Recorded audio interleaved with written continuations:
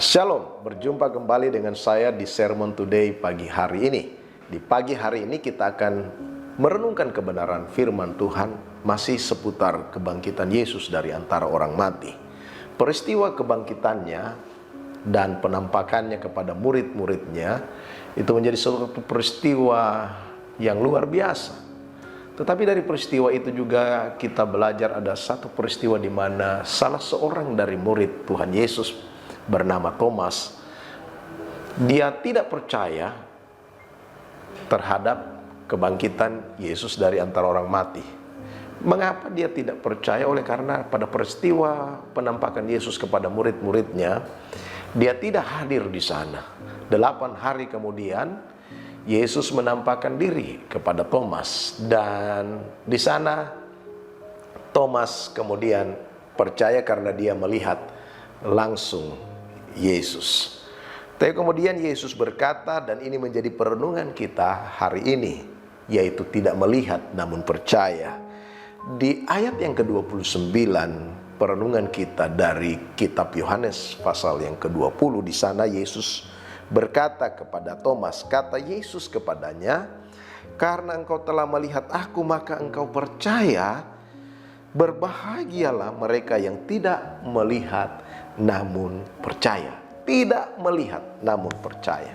Saudaraku yang kekasih di dalam Tuhan, ada sebagian orang yang berpendapat lihat dahulu baru percaya. Mereka perlu melihat fakta, mereka perlu melihat bukti terlebih dulu sebelum bisa percaya. Kepercayaan mereka didasarkan pada apa yang mereka lihat dan alami. Dalam hal-hal tertentu, pendapat seperti itu memang tepat. Seorang atasan perlu melihat etos kerja dan hasil karya bawahannya, baru dia memberikan kepercayaan penuh kepadanya. Seorang dokter memang perlu melihat berbagai hasil pemeriksaan pasien sebelum memberikan pengobatan yang tepat kepada pasien tersebut.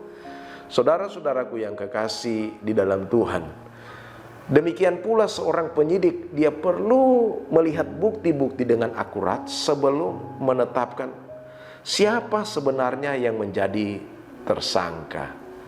Kendati pun demikian, saudaraku yang kekasih, kita harus menyadari bahwa pandangan itu tidak dapat diterapkan pada semua hal. Seorang pendeta bernama Pendeta Wahyu Pramudia, dia menuliskan begini, saudara, bahwa ada banyak hal yang tidak dapat kita lihat, tetapi toh kita dapat mempercayai keberadaannya. Kita dapat melihat nyawa kita sendiri, kita tidak dapat melihat nyawa kita sendiri, tetapi itu tidak berarti bahwa nyawa kita tidak ada. Kita tidak dapat melihat otak kita, tetapi kita percaya bahwa kita punya otak.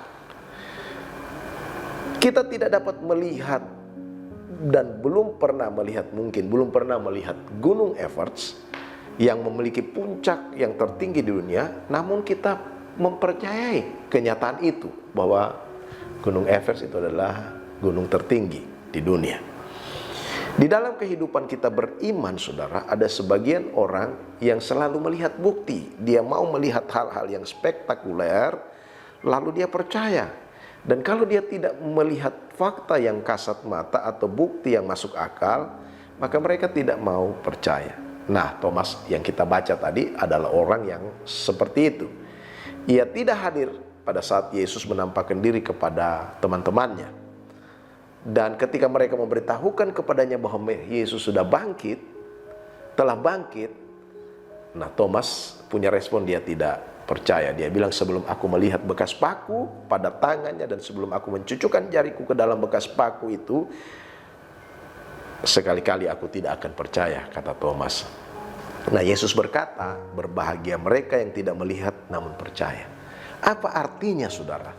Arti tidak melihat di sini adalah tidak melihat bukti-bukti yang spektakuler, katakanlah mujizat, penglihatan dan lain-lain. Sedangkan percaya di sini adalah percaya berdasarkan firman Tuhan. Bagi yang percaya kepada Tuhan berdasarkan firman-Nya dan bukan berdasarkan bukti-bukti spektakuler, Yesus berkata bahwa berbahagia orang seperti ini, berbahagia dan diperkenankan oleh Tuhan. Mengapa, saudara? Yang pertama, karena mereka menyenangkan hati Tuhan. Percaya tanpa melihat bukti hanya berdasarkan iman atas firman Tuhan, itu menyenangkan hati Tuhan daripada percaya dengan melihat bukti. Thomas sudah pernah mendengar Yesus berkata bahwa ia akan mati dan bangkit pada hari yang ketiga. Tapi Thomas tetap tidak percaya. Dia menuntut bukti terlebih dahulu sebelum ia percaya. Nah, Thomas memang kemudian sungguh-sungguh percaya, tetapi Tuhan Yesus memuji yang percaya akan firman-Nya tanpa menunggu bukti yang dapat dilihat secara mata jasmani. Hal yang pertama yang dapat kita pelajari adalah betapa berbahagianya dan diperkenankan oleh Tuhan bahwa orang yang tidak melihat namun dia percaya, itu menyenangkan hati Tuhan. Yang kedua, bahwa Yesus berkata berbahagia atau diperkenankan oleh Tuhan orang yang tidak melihat namun percaya, karena ini menuju pada keselamatan yang sejati. Pintu dia masuk kepada keselamatan yang sejati. Roma pasal 10 ayat 17 mengatakan bahwa iman yang sejati itu timbul dari pendengaran akan firman Tuhan. Iman bukan timbul karena bukti-bukti yang terlihat. Saudaraku yang kekasih di dalam Tuhan Yesus Kristus, itu sebabnya saudaraku yang kekasih, ini menjadi sebuah hal yang penting bagi saya dan saudara. Walaupun kita tidak melihat, kita percaya, dan kita disebut orang berbahagia karena ini menjadi pintu masuk kita kepada keselamatan yang sejati. Yang ketiga dan yang terakhir, apa artinya bahwa Yesus berkata berbahagia orang yang tidak melihat namun percaya? Yang ketiga, bahwa ini adalah ciri khas dari kedewasaan rohani. Saudara, yang membedakan antara orang yang dewasa rohani dengan kehidupan orang yang kanak-kanak secara rohani adalah di dalam hal percayanya. Orang yang mau melihat bukti terlebih dahulu baru mau percaya, itu termasuk orang yang rohaninya kanak-kanak. Orang dewasa rohani, dia tidak melihat, tetapi dia percaya. Di manakah saudara? Apakah saudara mau perlu bukti yang spektakuler, atau saudara percaya kepada firman-Nya bahwa Yesus sudah bangkit dan kebangkitannya itu menjadi kemenangan bagi saya dan saudara? Puji Tuhan. Haleluya. Amin.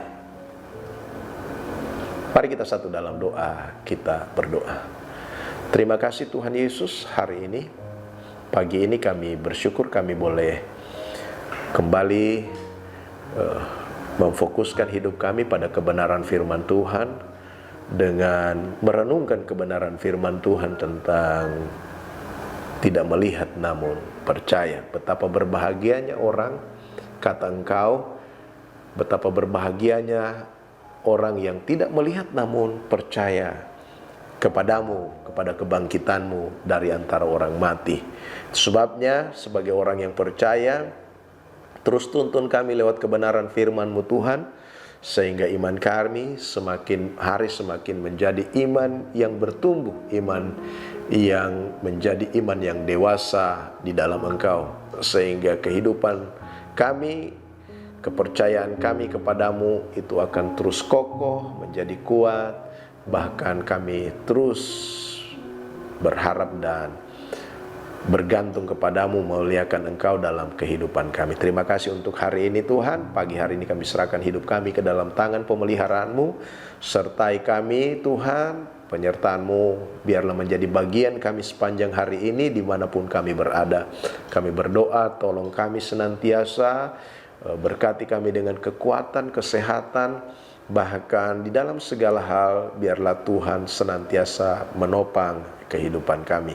Berkati seluruh pendengar Sermon Today dimanapun mereka berada. seluruh sidang jemaat-Mu, biarlah dalam sepanjang hari ini, dalam tugas pekerjaan, dalam apapun yang mereka rancangkan, rencanakan, biarlah Tuhan hadir di sana memelihara dan memberkati kehidupan semua jemaat-Mu. Terima kasih Tuhan Yesus, kami terus berdoa biar terjadi pemulihan atas bangsa dan negara kami. Kami berdoa biarlah juga pandemi ini boleh teratasi dengan baik, dan kami boleh bebas bergerak, dan kami boleh terus memuliakan dan membesarkan nama Tuhan. Sekali lagi Engkau berkati seluruh sidang jemaat-Mu sepanjang hari ini, berkati bangsa dan negara kami. Kami berdoa untuk pagi hari ini, mengucap syukur, haleluya, amin.